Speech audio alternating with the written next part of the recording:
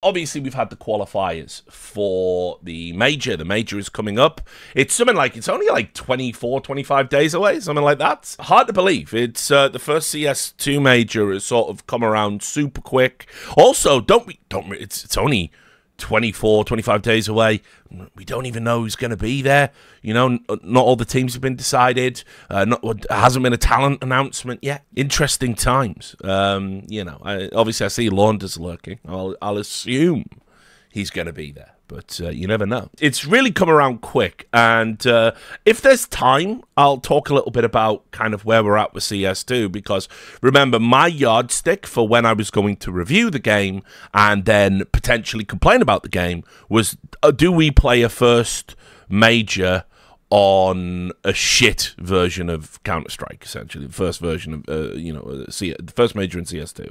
Are we playing on a shit, approvably shit broken game?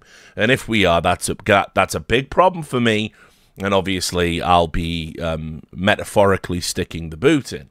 But so far, so good. I think the development trajectory has probably been the best out of any version of Counter-Strike that Valve have handled directly. And certainly, these 4 months have far surpassed anything they did with CSGO. And obviously, everyone wants to talk about the big issue around cheating, which, again, saw another thread today. I'm in 10K, and there's a cheater every game, and I'm just like...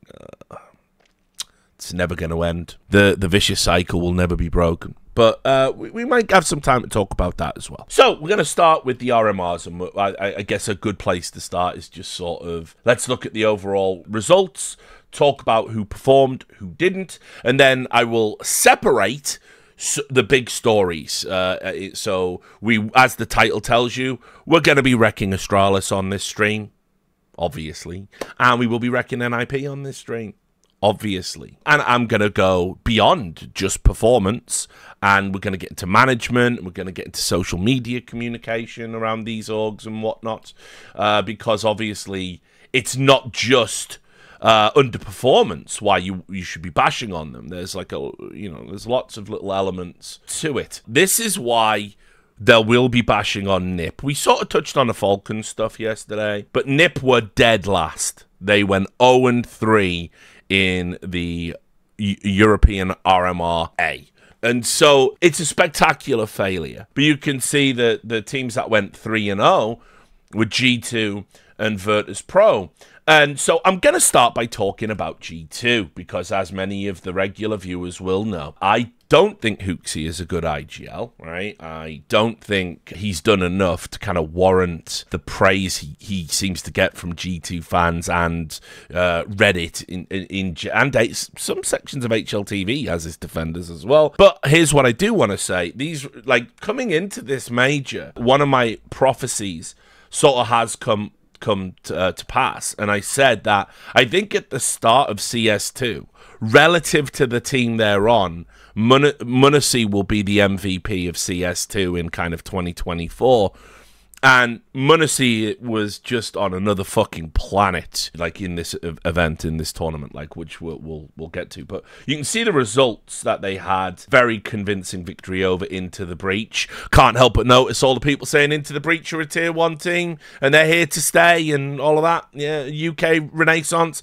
Oh, it's all gone quiet, hasn't it? They had a very convincing first win out of the gate. Eternal Fire, who did very well in general at this event and really impressed me.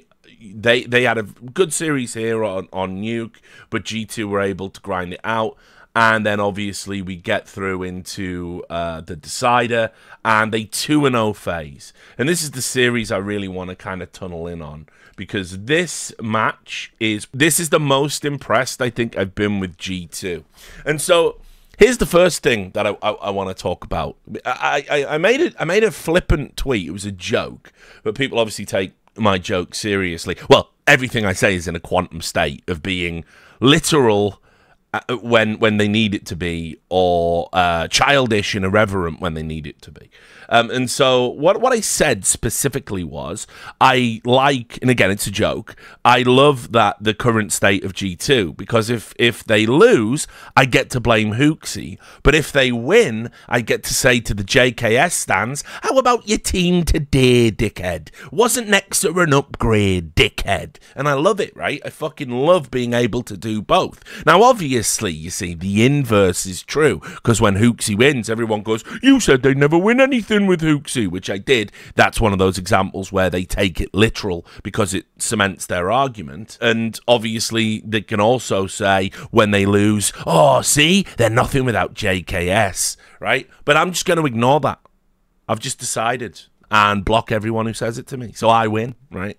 So I have to say, like, there was a lot of skepticism around the Nexa pickup and whether it was going to be a good thing.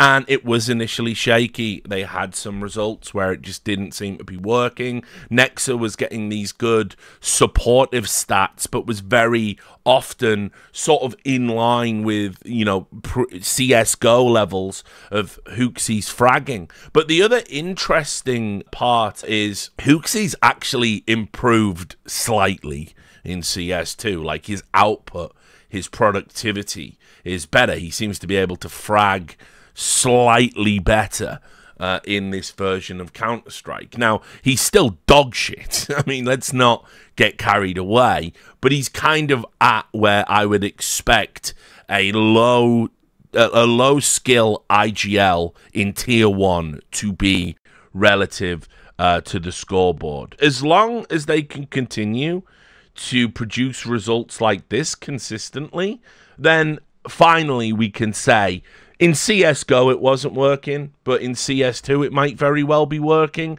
And as I said also, we've got to compartmentalize our criticism. I'm glad Launders is on the same page with me on this. Obviously, I watch all of Launders' videos. He gets it. We have to stop going back a year in CSGO and comparing these things. It's apples to oranges at this stage, guys, and it just doesn't really matter. CS2 is its own beast. It's a different version of the game. It handles differently. It has a totally different format. And by extension, the economy plays out differently. CS2 has to be very much its own thing.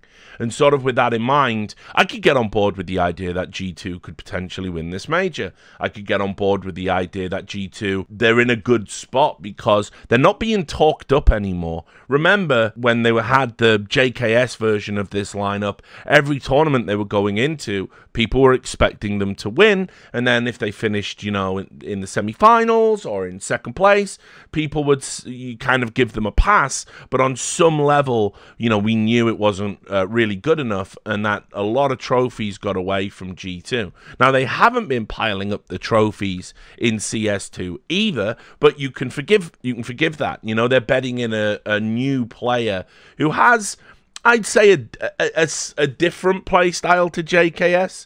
I don't think he's as reliable an anchor, but I think Nexa is more of an enabler when he plays. And if you remember all of the interviews that came up around about the time JKS left, both Hooksy and Nico alluded to the fact that JKS had a star player mentality, etc., and that weren't necessarily communicating and things like this. Well, Nexa seems to be doing that. You can see he's very vocal when you're watching the footage from the games. And as I said, he's not above standing behind Nico or Hunter with a flashbang in his hand. And if he gets murked, but then the person he's doing it for gets 3 kills, he's happy with that. As far as he's concerned, it's a good round. He doesn't seem to be fixated on stats. And certainly, I imagine, just as an outsider looking in on G2, I imagine the cult of personality around JKS wasn't particularly helpful. I know you all love him, guys, and that smile, right? I know you love him, and 555 JKS cook me, call it today. But ultimately, I think if you've got a player who is being praised as, like, I mean, you know, the level of praise got completely fucking insane in the sense that people were saying he was the only consistent player in G2 and the only reason they had any success. And I know enough from being around teams that if a player is non-communicative or moody, or wants more of the action. When you're like just sat and scrolling through the internet and everyone is like really fawningly praising the guy in the back of your mind you think is a problem, it starts to fester and it builds up. And so I can totally understand why they went and got what they considered a different type of player, but it's certainly what didn't work at first, not on an individual basis. Listen, I don't think there's an immense difference between JKS and Nexa, but obviously I know JKS is the better player and certainly has the higher ceiling and has shown that if we go back to 2019. But what I will say is this has the potential to be a more rounded version of G2 because, you know, and I'll use the football analogy again, you need water carriers in a team. You just have to have them.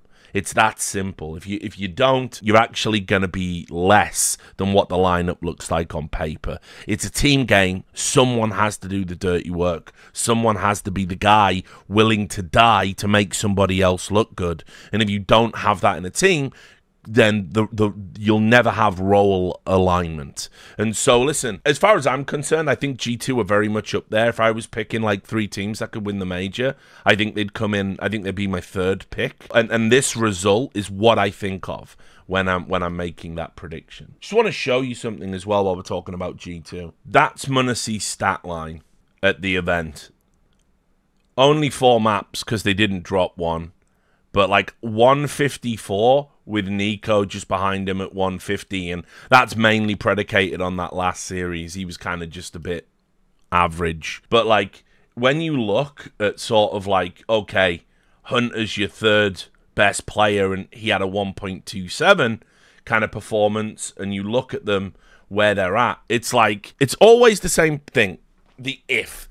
If G2 maintain their form, if all the players individually are on, they can win any tournament in the world. This has always been my criticism of Hooksy. I don't think people have really understood it. It's like every time they've won a trophy, it's always because there's been these unbelievable, like, elite level performances from 4 people on the team. And that's what it took to get them to win a tournament. So if that's the win condition, everyone's got to be playing mega well on the day. It's not ideal, but you as an IGL have to find ways to make that happen day in, day out. And Carrigan is very good at that kind of, you know, maximizing performance from his players and doing little change-ups and little swaps, little mid-round things to help his players. That's why he's really good with using stand-ins. And I don't think Hooksy has that in his locker. And that's why, you know, we should be talking about, they should have had the last era of CSGO. It should have been all G2, you know, but they went down this route where I just don't think he, as an IGL, is up to the task to lead an elite level team. So that's my thoughts on G2. Virtus Pro, oh Lord. Again, I'll just show you their kind of path through. Obviously, they had a win over Saw, and then the next one was the woeful Fnatic, who, much like Nip, probably need to pack it up. They're just terrible right now. On their best of 3, they had a pretty impressive win, I would say, over Na'Vi. Alexi's in the kitchen still cooking. We'll talk about that in a moment. But here's what I have to say about Virtus Pro. It makes me sick to say it. They're definitely up there as contenders for this major as well. I still don't like their play style that much. James is never going to change, but ultimately they're not like the VP that won in Rio. They're not like that. They're not as bad. They're not as boring. They have players like Fame, who has really risen to the occasion in CS2, and obviously Flit as well. These guys have produced like some really consistent, exciting Counter-Strike play, big numbers, and their games are actually, they're okay to watch these days, right? Like usually, if what day is it? Oh, it's a Virtus Pro best of 3. All right, I'll fucking miss that one. I'll just sit in bed all day with a hangover. But, you know, like, these days I can sort of stomach it. But James is still playing this, like, min-max style, which I don't. Yeah, the economy's so fucked in this version because they haven't scaled the economy to MR12 that honestly, the Jane play style is sort of essential, if you like. You sort of do have to really think on the CT side about what rounds you go for, how many guns you can save, you know, how much fucking armor you can save. All of these things make profound differences to how a CT half plays out because fewer rounds and they've still got pistol rounds in there and the economy's still fucked. It's really kind of made CT very passive, and you know, I don't think the game's in a good state when you can't throw in like a gamble CT push round every now and then, or do a little change up, or you know, you haven't a sort of gamble stack on ecos and it's just a coin toss as to whether you win or lose the round. I think more of that like sucks. So overall, I again impressed with Virtus Pro. I mean, everyone's been talking about Donk for obvious reasons. I think, like, right now, we've got a very exciting scene in terms of younger talent that is popping off. And I think, you know, the addition of Fame has just been so good, and he is really producing right now, and he's a player that sort of hasn't had as much shine because he's not doing it as spectacularly. Obviously Mir has been around the block and much, you know, he's really sort of made good contributions overall to their team play. So Virtus Pro definitely in with a shout of this major too, and proved it at the RMR. Not really a surprise for me. Now, let's shit on Fnatic for a little bit. Fnatic went to the LCQ and obviously didn't do it. You might not have paid much attention to kind of where Fnatic are at right now. I certainly couldn't blame you. They started out where I was like genuinely shocked. I have come to the conclusion that I really overrate Bet Boom, and the best take Maui has ever had is that Nafani is actually a fraud. And you will notice it's Nafani, not Nafani. You have to earn my respect to be Nafani again. I think all the people that like dogpiled Maui over that, and particularly when like Nafani had a fucking meltdown on Twitter, which I thought was just super embarrassing, but Reddit seemed to approve of it and love it. I think he's a fucking bottle merchant. So, you know, I watched Nafoni bottle it in what I think is the best of three that we've had in CS2 yet. Certainly one of them. It's a top 5 best of 3, easily top 3. The Cloud9 Bet Boom grudge match was brilliant. I mean, it got me in, like, I was genuinely on the edge. I was like downstairs, I was like getting ready to stream, and they kept having overtimes and all the drama. In the end, I was just like, you know what, fuck it, I'm not going there. I'm watching this. I was watching this series on the big TV. I was fucking loving it. It's the most excited and invested in an outcome I've been for years, frankly. So I think the last time I even had my heart race at CS, well, it's racing all the time because I'm fat, but, you know, the last time I had my heart race was probably when I was screaming, get out of my major, when G2 failed to qualify. So, on the No Majors Club. So, it was a really good fucking series. And Nafoni, he was the guy that bottled it. He was the fucking guy that literally...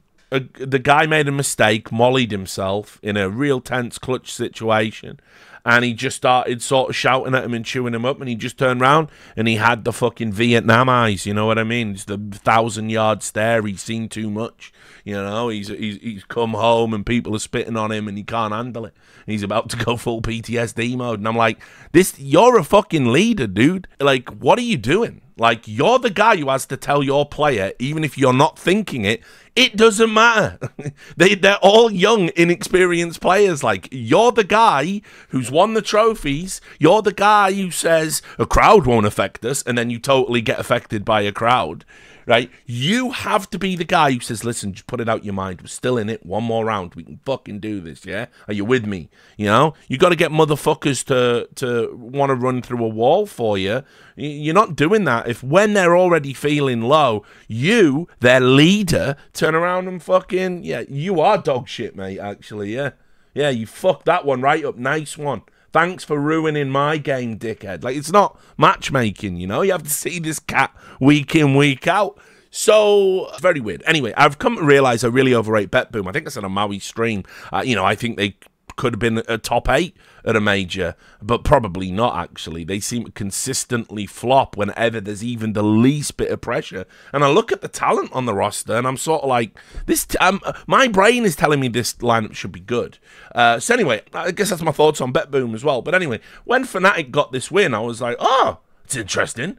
Kind of a statement win from Fnatic. And then they immediately got fucking battered 13-3 by Virtus.pro. They had this very close game against Amcal, and then obviously when they got to the best of 3, this is the result that probably surprised a lot of people. They lost to the Koi team. And so, you look at the Fnatic lineup these days, and I just don't really know what they're going for. For those who don't know, I think this was like the old Movistar Riders team, and they have players who consistently step up. Them qualifying was actually a cool story, because obviously, Just has been around for a bit, if you know anything about Portuguese CS and stuff. But anyway, so talking about the Fnatic lineup, I just don't know what they're really going for here. And it's just been a procession of, they've hit that point that Cloud9 got to way back. I think post-Boston Cloud9, if you remember, there was a period pre-pandemic where they were just, let's get Flusher in on a short-term contract. Let's get Refresh in on a short-term contract. And it was just, none of this makes any fucking sense. You're just putting a Band-Aid over a leak in the side of the hull, and it's not going to hold. And what you need to do is you need to think about what's the long-term plan look like for rebuilding our team. And Fnatic, unfortunately, just they've really, first of all, I think, I hope you don't hate me for saying this, but I think it's patently obvious they got no money, right? No one has any money in esports right now, but Fnatic, I think, just historically, they've just been one of those orgs where for a huge brand, they just don't monetize well for some reason, and they haven't spent money on this team at all. It's like a tier 2 min-max lineup, but playing for one of the most prestigious orgs in the game's history. Remember, Fnatic had eras in 1.6. They had eras in Source. I know not a lot of people know about Source, but Fnatic, put it this way, they picked up a Dutch team originally called Northern Lights, I think it was, because I think it was named after the weed that you used to get in the red light district in the coffee shops. And anyway, Fnatic picked them up, and that Dutch team, they had basically the equivalent of an era in Counter-Strike Source. And then obviously Fnatic were major winners in CSGO. So it's like this org has so much history, and this org has so much prestige in Counter-Strike, and I don't know what Khan and everyone's doing over there right now, because that lineup, I'm going to just say it, with the exception of Crims, obviously, and some thoughts coming about that's actually an insult. There are 2 people on that list, at least, that aren't fit to wear the Fnatic shirt. They're not ready. It should come as a point of pride. And you have to ask why they're there. And quite clearly, it's a budgetary thing. Obviously, you can just look at the numbers there, and these performances, they're not good enough. And I know that, okay, Matt is top fragged, and QB, who a lot of people have been criticizing online, did okay. And, look, I don't think Body and Afro are it either, frankly. And listen, Crims for me is still the most valuable player in that lineup. But guys, he is old now. He should be pensioned off. Fnatic should be thinking about, how can we pick up one of these exciting teams that are doing well at the start of CS2 and bring them in whole cloth, pension off Crims, he's a streamer, whatever, see out his contract, and they've got to sort of draw a line in the sand, because this is just a continuation of the, let's get Dexter in, let's do this, let's do that, let's try this, let's try that. Guys, you need to have a plan and a cohesive team identity. You can't just keep dropping people in to what is some terrible international lineup. effectively. And Crims, he must be fucking just bored of it by now. Like, think about the lineups he played in, and think about how he's the last man standing from the great Fnatic lineup, right? He literally is the last man standing. You know, all due respect to everyone else. I know that JW and Flusher and that are still playing or whatever with eyeballers, and it's like, he's the last one truly competing at a tier 1 level. And it's like, look, it's last of the summer wine, dude. You got to put the bottle back in, the cork back in the bottle, and just let him go. It's over, you know? So... Fnatic were poor, really poor, and all due respect to this organization. I think it's like they merged with Movistar Riders. It's like Ibai's org.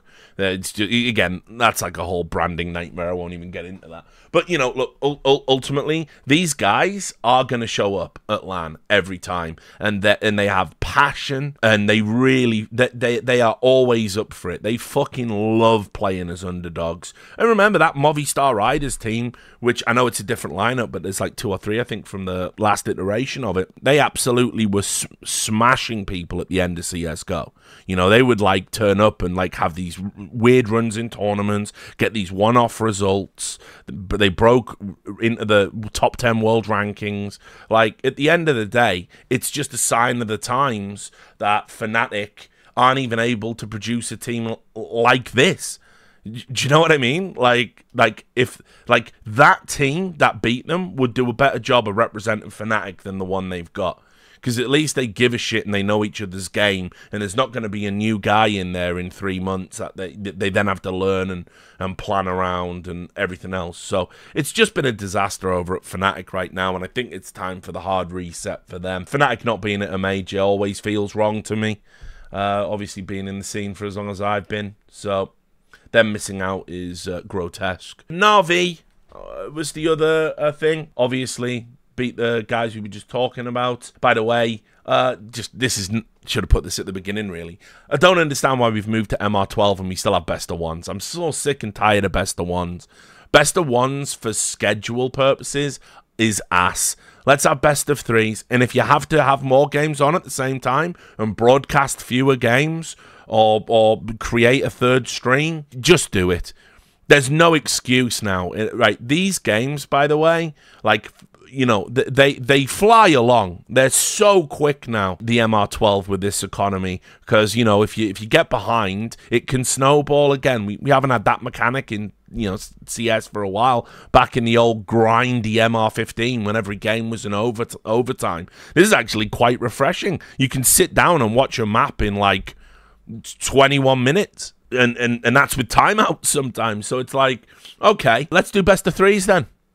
Why not? But they're not doing it. And it's just like, listen, guys, it's crazy. I mean, yeah, listen, here's a thought, right? How about you have more games on at the same time, and to help your co-streamers add value, instead of just sitting there eating and reacting to the tournament stream, give them an exclusive game. How about that? And, you know, this game will be brought to you exclusively by Flom or, you know, whoever it is. And you do that. There it is. You know, value for your partners, a rising tide, etc., etc. Never Gowlers. But, yeah, or own a pixel, actually. You know, listen, if you want to watch that, that's up to you. So, look, they beat Enterprise as well to set up a best of 3 against BetBoom, and of course, because they were playing against Nafoni, they won. And I said this yesterday when I was talking about the simple move to Falcons, but I'm just gonna say as well here, I know that this looks like a really unspectacular team. I get it, you know. JL doesn't have star power. Wonderful is always going to get comparisons to Simple, which aren't fair.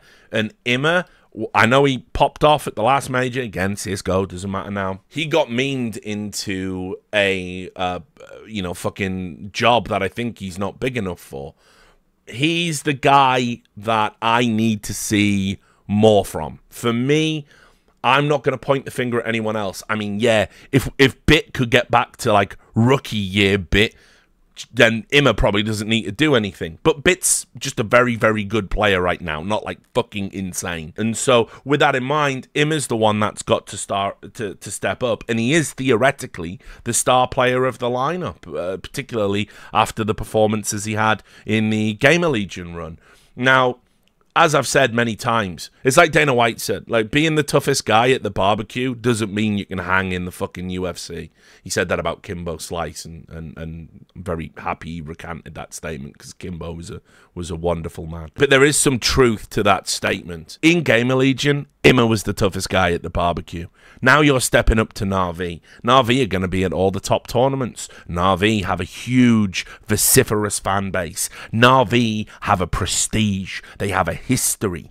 Winning is in their DNA. They've done it in multiple titles. It's not just CS, it's Dota as well. It's all, you know, it's just what Na'Vi do. And as I've said, listen, I can criticize Na'Vi till the cows come home. The one thing I'll never criticize them for is they invest to win. And they did it here. They spent money on Immer, by the way. Don't think it's like some little charity thing. He has to get better. But what I love about this Na'Vi team is, for the first time, like, I think Alexi B has had the most fucking cursed career of all time, right? He proves himself in Ents, gets Ents into, you know, they're in a fucking final of a major, right? All Finnish lineup. I mean, shit, there hadn't been a good all-Finnish lineup probably since early Source, early 1.6 type days. Finally, you know, we got all these Finnish players, because they've always produced good individuals. You know, we finally got 5 individuals that, you know, could play well. And yes, obviously, they did exploit the fucking Org/Krieg meta and coincidentally fell off when those guns weren't as good. But the reality is, Alexi B bursts onto the scene and announces himself as an incredible IGL, and everyone goes, wow, okay. And then obviously he gets into OG. OG, really, they're not the org people think they are. They hear OG and they think TI, and they think most winningest and all this stuff. But in CS, it isn't about that. This is very much a reserved, conservative org, not politically, don't get upset, you know, in terms of how they spend and what they were looking to do in CS. It was always just a way to be in another game, right? They were never going to throw money at that, and by extension, they were going to have to work incredibly hard to achieve the level of excellence of, like, the Dota team. And so he went there, and I think he did okay. That's my super high-level analysis of the Alexi B years. I think he did okay. More than okay. I think ultimately, with the players he had at his disposal and everything else, OG had some good tournament runs and what have you, and clearly it was never going to be as good as Ents. But, you know, they did okay. Anyway, G2, right? This is it now. The one thing that G2 needed was an IGL that could harness all of the power of the G2 lineup. G2 were on that ridiculous streak of making it to finals and bottling it, like forever second, silver medalist, no trophy in 5 years, all the memes. Alexi B's there, and obviously it's continuing. But the thing that will always perplex me to this day is why Xtaz cut him off at the knees. I've always wanted to ask Xtaz about this. I've just never talked to him about it. But I've never understood that basically Xtaz was publicly saying their CT sides just weren't good enough. And that was and that his IGL, meaning Alexi, was not on the same page as him. And he's saying this publicly. And so, God only knows what was going on behind the scenes. And I don't think Alexi B got enough time. I mean, put it this way.